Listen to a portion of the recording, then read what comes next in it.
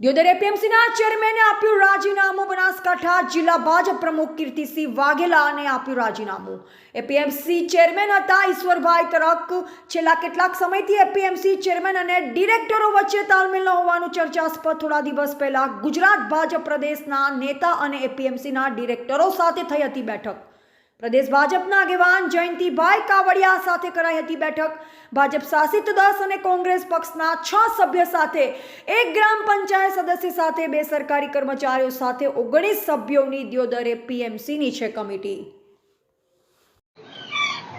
માર્કેટમાં અગાઉ પણ મને ભારતીય જનતા પાર્ટીના મેન્ડેટથી ચેરમેન તરીકે બેહાર્યો હતો અને હાલ પાર્ટીનો આદેશ હતો એટલે આદેશ હું શિરોમાન્ય ચડાવીને આજે મેં રાજીનામું આપેલ છે.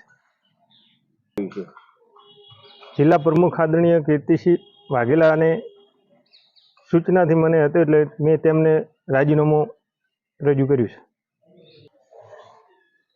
કોઈ સંકલનનો અભાવ નથી. પાર્ટીએ આપણને મેન્ડેટ આપીને બેહાર્યા હતા અને પાર્ટીએ જ આપણને સૂચના આપી. પાર્ટી મારા માટે શિરોમાન્ય છે.